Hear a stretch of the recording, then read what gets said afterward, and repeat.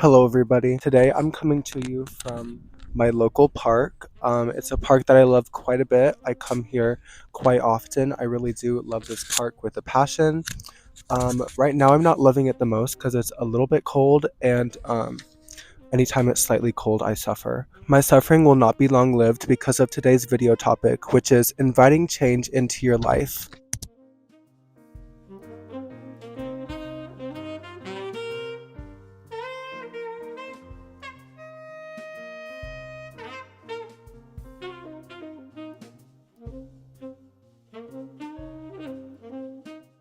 This is something that I am currently undergoing. I'm undergoing a transformative time, if you will. Like, I'm seeing all these little signs, all these little moments that are inviting change. So we can first tell that change is coming into our life when we start to see little signs accumulating that relate to our overall goals. Of course, each goal is different and personalized, but when you see things that are related to perhaps your dreams or your Pinterest boards, you start to see these signs more and more often in your daily life, and pretty soon that is your reality, is all of these little signs that you start to see. At least that's my hypothesis, is that the more that you start to see little signs about change in your life, the more that your life slowly transforms, and you pretty soon will be living your dreams. Like, your Pinterest board will become your reality, basically, is what I'm saying. So when we start to see these little signs accumulating daily, we might feel possible apprehension about this change that we want to bring onto our life, or that we've been thinking about in our life. We might think, oh, I'm not ready for that change. It's too big of a jump. I could never do it. With my current situation, it just wouldn't work. But just because we've never experienced change in this way, that doesn't mean that we have to feel this apprehension. I think we should work on turning that apprehension into opening arms, welcoming arms to this change in our lives. Because, oh my gosh, I'm really giving like preacher right now. I'm speaking to the people. It's really, really important to kind of replace that apprehension or fear about change in life with just kind of an aura of, I'm ready, take me, I'm ready for whatever change comes unto me. That's what we need to be emulating, folks and ladies and gents. Usually, when there's any major change or shift in life, at least me personally, I begin to feel very overwhelmed, and just like I don't have a hold on everything. Like, all different aspects of my life, I feel, are spiraling out of control. So when we notice signs that a change is coming, we will definitely feel apprehensive. I've been saying that word so many times, but apprehensive is the word of the day. And overall, we just feel like it's too overwhelming to commit or even think about this change in our lives. Did you hear that? But it's not true that we aren't able to take on these changes in our lives. We're just unfamiliar with the change that is about to come, and it's uncharted territory. So we are unfamiliar with all that comes with that territory. If you're unfamiliar, then of course you're going to feel a little bit nervous, a little bit scared. Some ways I think we can either consciously or unconsciously invite change into our lives is through manifestation, prayer, what have you. Whatever your method is to kind of bring about change, or if you're in need of something, whatever you go to, if it's a higher power or if it's not a higher power, I think this is a great way to invite change into your life. This can take a lot of different forms, whether it's getting up every morning and doing some sort of prayer, or meditating, or repeating affirmations in the mirror. Just kind of that repeated action, I think, very, very beneficial, because it builds up a lot of good vibes over time. Soon enough, you're going to literally be living your dreams, and all of your problems will be taken care of, or you will have like a better mindset with your problems. Like, you'll be at peace with all of your issues. Um, of course, I don't think anyone is ever completely problemless. Like, that literally sounds like a dream, but I don't think anybody has no problems.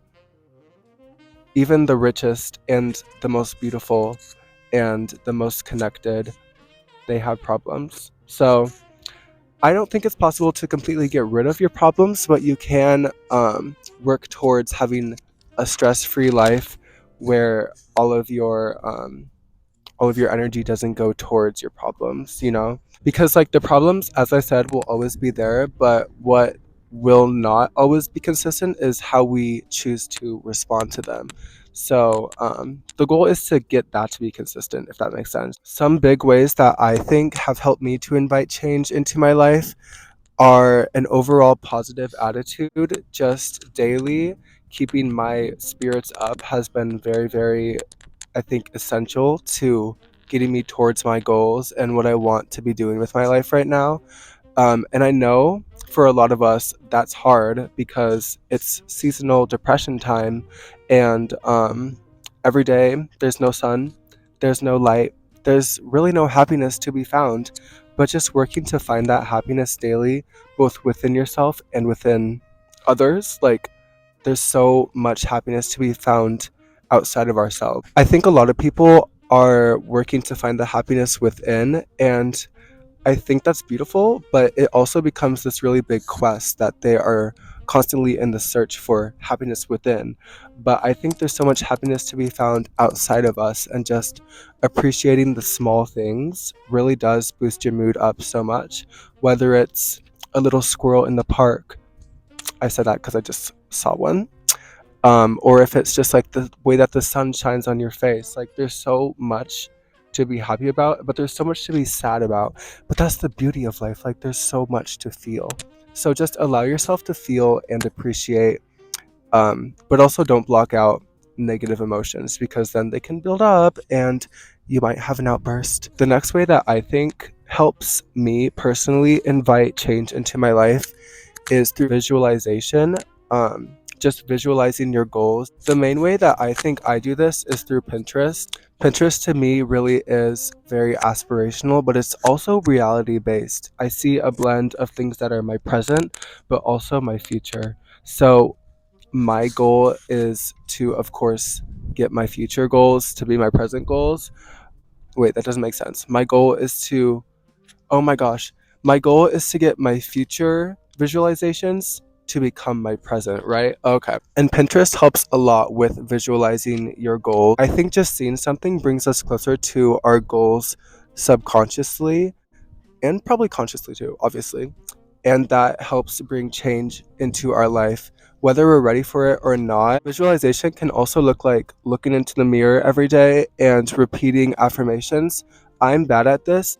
Looking at things daily and finding the value in them and how they can be valuable to your future and your present is so important. I don't really repeat affirmations in the mirror. Instead, I just stare into my pupils and contemplate, and that usually does the trick. Next, you have to be delusional, guys. Okay, this is so essential. I think that you have to be delusional about the right things, because you can't be like, I'm not going to do my taxes and I'm not going to um, pay rent or do whatever. Like, you have legal responsibilities that you have to commit to.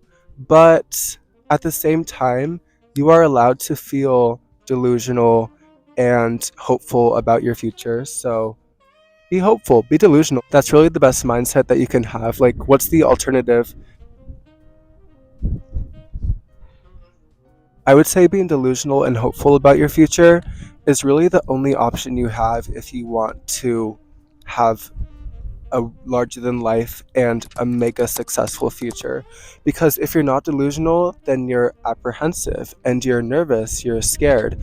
And these feelings never really help anybody except for the fueling of adrenaline, which is good sometimes, but you need to feel hopeful, because if you don't feel hopeful and over the top delusional about your dreams, then who will? So you need to feel delusional and hopeful. Otherwise, nobody will. The next kind of tip that I have about inviting change into your life is being careful about what you listen to, whether this is songs, podcasts, audiobooks, your own voice. All the things that we hear are directly connected to our brain, and in turn are kind of like our thought passageways, if that makes sense, psychology moment. But what we hear really does influence how we think and how we think about ourselves, how we think about others, the way that we treat others, and how we think about our goals and our future.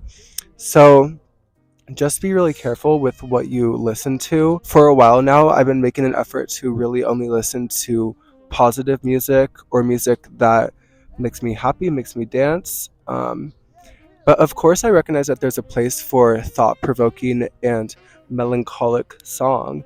But overall, I'm going to be listening to the happy tunes because overall, I think it does make such a crazy big difference, guys. Okay? And finally, when we're in this transformative period in our lives, I think it's so important to be ready. Be ready for the change because it is coming. You may feel spooked. You may feel spook McOoked. But remember, change is coming whether we like it or not. So I think the best thing to do is be prepared for this magical transformation that is about to occur in our lives. I'm so excited for both you and me. And on that note, I'm going to be leaving now because I'm really, really cold. I'm frozen. I'm a Sam sickle. And I'm going to go eat my lunch. Thanks for watching. I'll see you in the next video. Bye.